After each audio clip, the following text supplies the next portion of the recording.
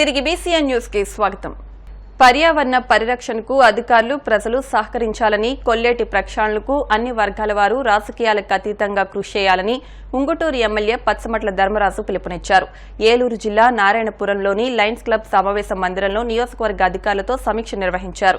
ఈ సమావేశంలో ఎమ్మెల్యే ధర్మరాజు మాట్లాడుతూ పర్యావరణం గురించి గత ప్రభుత్వం పట్టించుకోలేదని, రోడ్లు అధ్వానంగా మారాయని, డ్రైనేజీలు అస్తవ్యస్తంగా మారాయని అన్నారు.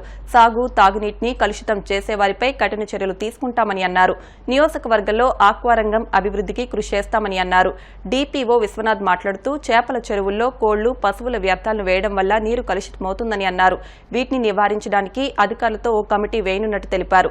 ఈ కార్యక్రమంలో వివిధ శాఖల అధికారులు, స్థానిక ప్రజాప్రతినిధులు పాల్గొన్నారు. పర్యావరణాన్ని కాపాడవలసిన బాధ్యత మన అందరిలో కూడా ఉంది. అలాగే మనకి ఈ ఆక్వాకల్చర్ గురించి అందరికీ రకరకాల అపోహలు ఉన్నాయి. ఎందుకంటే ఇది ఎక్కడా కూడా ఒక దిశా నిర్దేశం లేకుండా స్వతహాగా రైతులు ఏర్పరచుకున్న ఇది ఒక బలమైన ఆర్థిక వ్యవస్థ. అలాగే ఒక పండించే చేపలు కలిసి ఇది కూడా, ఎందుకంటే ఎక్కడ కూడా ఎవరు ఏ మార్కెట్లు కూడా ఏర్పాటు చేయలేదు. మార్కెట్ వైజ్ కూడా రైతులే చేసుకున్నారు.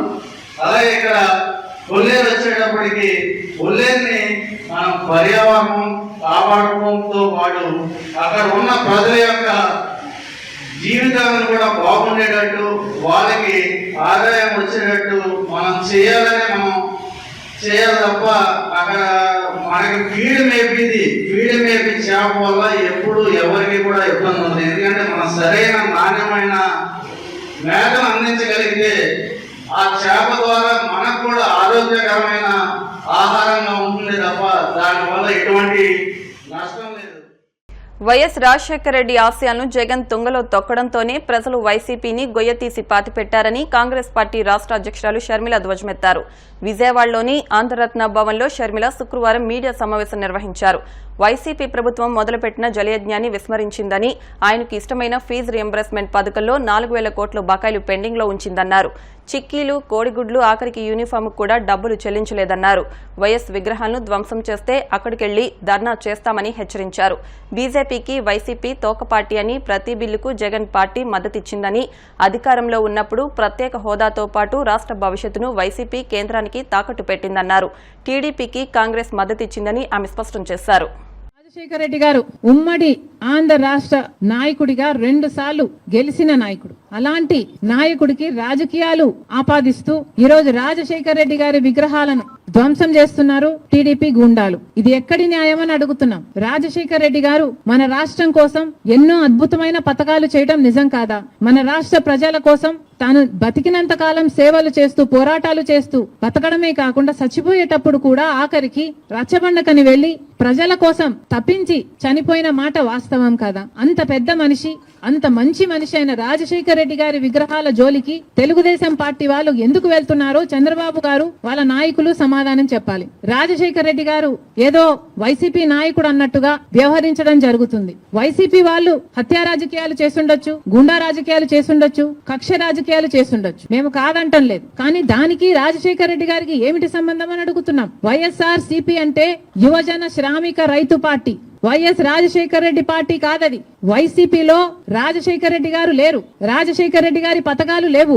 రాజశేఖర రెడ్డి గారి ఆశయాలను నిలబెట్టే వాళ్ళు లేరు. మరి అలాంటప్పుడు రాజశేఖర రెడ్డి గారి విగ్రహాలను ఎందుకు పగలగొడుతున్నారో తెలుగుదేశం పార్టీ వాళ్ళు ఒకసారి ఆలోచించాలి. రాజశేఖర రెడ్డి గారిని, ఆయన ఆశయాలని నిలబెట్టే వాళ్లే అయితే రాజశేఖర రెడ్డి గారు తలపెట్టిన జలయజ్ఞంని జగన్మోహన్ రెడ్డి గారు ఎందుకు విస్మరించారు? రాజశేఖర రెడ్డి గారు తన ప్రాణం కంటే ఎక్కువ నేను ఇందుకోసమే పుట్టాను, జలయజ్ఞం కోసమే పుట్టాను అని రాజశేఖర రెడ్డి గారు అంతగా జలయజ్ఞం కోసం తప్పిస్తే 6 నెలల్లో జలయజ్ఞం మొత్తం పూర్తి చేస్తానన్న జగన్మోహన్ రెడ్డి గారు కనీసం ఒక్క ప్రాజెక్టు కూడా ముట్టుకోలేదు. మరి వైసీపీలో రాజశేఖర రెడ్డి గారు ఉన్నారో లేదో ఆలోచన చేసుకోవాలి. రాజశేఖర రెడ్డి గారి ఎంతో ఇష్టమైన ఫీజు రీయింబర్స్మెంట్, ఇలాంటి పథకాలకు కూడా వైసీపీ ఈ రోజు వరకు కూడా, అధికారంలోంచి దిగిపోయే రోజు వరకు కూడా 4,000 కోట్లు బాకీ పడింది. చిక్కీలకు, స్కూల్ యూనిఫాములకు, ఆఖరికి కోడిగుడ్లకు కూడా బిల్లులు కట్టలేదట. మరి అలాంటప్పుడు రాజశేఖర రెడ్డి గారి ఆశయాలను నిలబెట్టే పార్టీ వైసీపీ పార్టీ అని ఎందుకు అనుకుంటున్నారు? అది కాదు కాబట్టే ఈ రోజు ప్రజలు వైసీపీకి అంత బుద్ధి చెప్పారు. గోయి తీసి పాతి పెట్టడం జరిగింది. మళ్ళీ చెప్తున్నాం, వైసీపీ అంటే యువజన శ్రామిక రైతు పార్టీ, వైఎస్ఆర్ పార్టీ కానే కాదు. రాజశేఖర రెడ్డి గారికి వైసీపీ పార్టీకి అసలు సంబంధమే లేదు. రాజశేఖర రెడ్డి గారు is a tall leader of the Congress party. Congress party ముఖ్యమంత్రిగా 2 సార్లు కాంగ్రెస్ పార్టీని రాష్ట్రంలోనే కాకుండా దేశంలో కూడా అధికారంలోకి తీసుకొచ్చిన గొప్ప నాయకుడు రాజశేఖర రెడ్డి గారు. రాజశేఖర రెడ్డి గారు is a Congress man. He lived a Congress man and he died a Congress man. He was faithful to the Congress party, and as much as he was faithful to the Congress party was also faithful to Rajశేఖర Reddy గారు. and 2 సార్లు ముఖ్యమంత్రిని చేసింది రాజశేఖర రెడ్డి గారి కోరిక మేరకు. రుణమాఫీ అయితేనేమి, ఉపాధి హామీ పథకం అయితేనేమి, ఇలాంటివి ఎన్నో రాజశేఖర రెడ్డి గారి ద్వారా కాంగ్రెస్ పార్టీ ఆంధ్ర రాష్ట్రంలో అమలు చేయగలిగింది. రాజశేఖర రెడ్డి గారు కాంగ్రెస్ పార్టీ నాయకుడు కాబట్టే, కాంగ్రెస్ పార్టీ సేవకుడు కాబట్టే, కాంగ్రెస్ పార్టీ ఎలా ఆలోచన చేస్తుందో అలా ఆలోచన చేశాడు కాబట్టే అంత అద్భుతమైన పథకాలు, ఫీజు రీఎంబర్స్మెంట్ అయినా, ఆరోగ్యశ్రీ అయినా, ఇందిరమ్మ ఇళ్ల పథకం అయినా, ఇలాంటివి ఎన్నో పథకాలు బీదవారి కోసం, అట్టడుగున ఉన్న వర్గాల కోసం రాజశేఖర రెడ్డి గారు చేయగలిగారు. అంటే ఇవన్నీ కాంగ్రెస్ మ్యాన్ గా రాజశేఖర రెడ్డి గారు చేశారు. ఈ రోజు కాంగ్రెస్ మ్యాన్ గా రాజశేఖర రెడ్డి గారు నిలిచారు, బతికారు, అలాగే చచ్చిపోయారు. తెలుగుదేశం పార్టీ నాయకుల్ని, కార్యకర్తలకి అందరికీ కూడా హెచ్చరిస్తున్నాం, రాజశేఖర రెడ్డి గారి విగ్రహాల జోలికి వెళ్ళకండి. వైసీపీకి వైఎస్ఆర్ కి సంబంధం లేదు. యువజన శ్రామిక రైతు పార్టీ జగన్మోహన్ రెడ్డి గారి పార్టీ. రాజశేఖర రెడ్డి గారి విగ్రహాల జోలికి మళ్ళీ వెళ్లారు అంటే నేనే వెళ్లి ఆ విగ్రహాల దగ్గర ధర్నా చేస్తా. ఏ ఊర్లో మీరు బద్దలు కొడతారో ఆ ఊరికి వచ్చి, ఊరికి వచ్చి నేను ధర్నాలు చేసి మిమ్మల్ని బద్నాం చేస్తాం. అంతేకాదు, మీరు గుర్తుపెట్టుకోవాల్సిన విషయం ఏమిటంటే, ఇదే హత్య రాజకీయాలు, ఇదే కక్ష రాజకీయాలు, ఇదే గుండా రాజకీయాలు వల్ల ప్రజలు విసుకెత్తి వైసీపీ పార్టీకి గోయి తీసి పాతి పెట్టడం జరిగింది. మళ్ళీ అదే తెలుగుదేశం పార్టీకి జరగకుండా రెడ్డిగా పేరు మార్చుకున్న ముద్రగడ పద్మనాభానికి కాపుల గురించి మాట్లాడే అర్హత లేదని కాపు సంక్షేమ సంఘం అధ్యక్షులు గోకాడ రాంబాబు పేర్కొన్నారు. శనివారం కాకినాడలో కలెక్టరేట్ ఎదుట ముద్రగడ కాపు రిజర్వేషన్లపై చంద్రబాబు, పవన్ కళ్యాణ్ పై మాట్లాడిన తీరును నిరసిస్తూ ధర్నా నిర్వహించారు.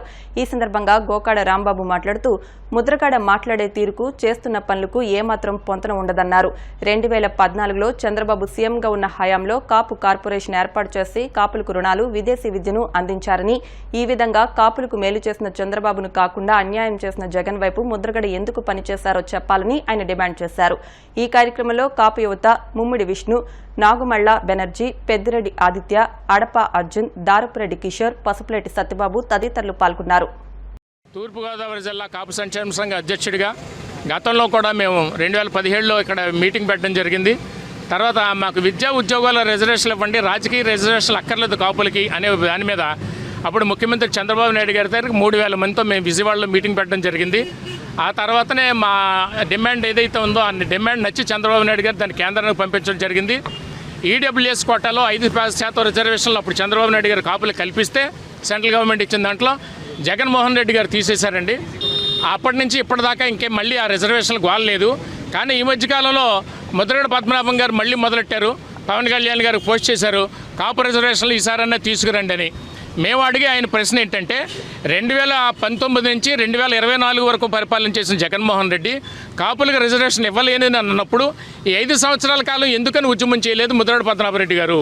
అలాగే 2004 సంవత్సరంలో కాంగ్రెస్ మేనిఫెస్టోలో పెట్టింది రాజశేఖర రెడ్డి కాపులకు రిజర్వేషన్లు ఇస్తానని, కానీ ఆయన ఇవ్వలేదు. అప్పుడు కూడా ముద్రగడ పద్మనాభరెడ్డి గారు ఉద్యమం చేయలేదు.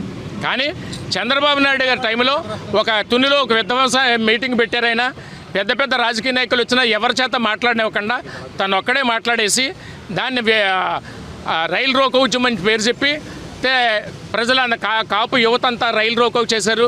దాని మీద నిర్దాక్షిణ్యంగా ఆ రైలును తగలబెట్టేశారు. వందలాది మంది యువకుల మీద కేసులు నేపడ్డాయి. ఈయన మాత్రం ఆ రైలు రోకో దగ్గరికి వెళ్ళకుండా ఉండిపోయాడు.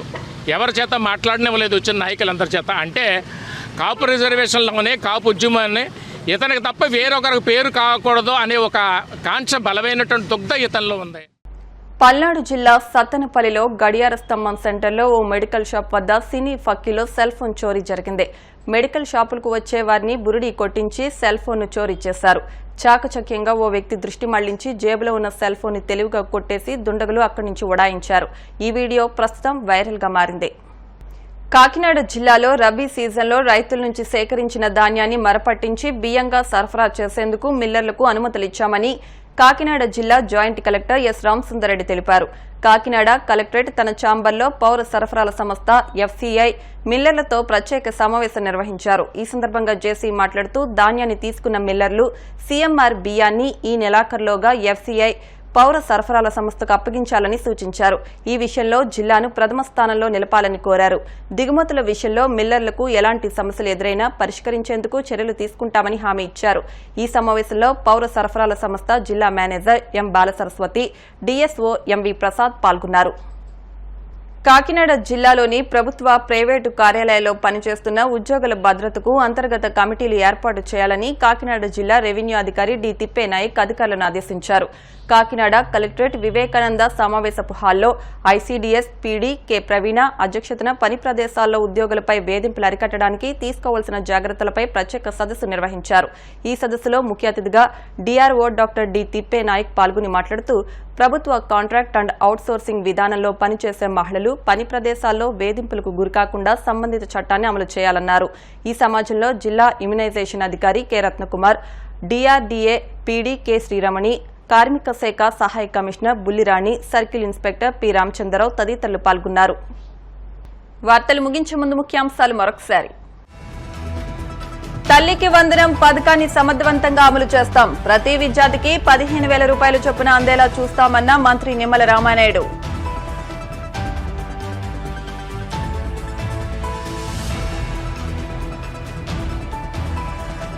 అన్నా క్యాంటీన్లకు ₹1,00,00,000 విరాళం. ఎస్ఎల్వి గ్రూప్ చైర్మన్ పెనుమత్స శ్రీనివాసరాజును అభినందించిన సీఎం చంద్రబాబు.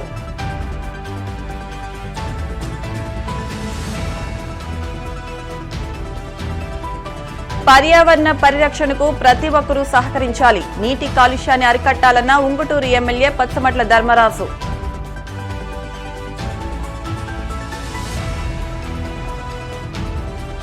ముద్రగడ తీరుపై కాపు సంక్షేమ సంఘం అధ్యక్షులు గోకాడ రాంబాబు అసహనం. పేరు మార్చుకున్న వ్యక్తి కాపుల గురించి మాట్లాడడం సరికాదని ఎద్దేవా.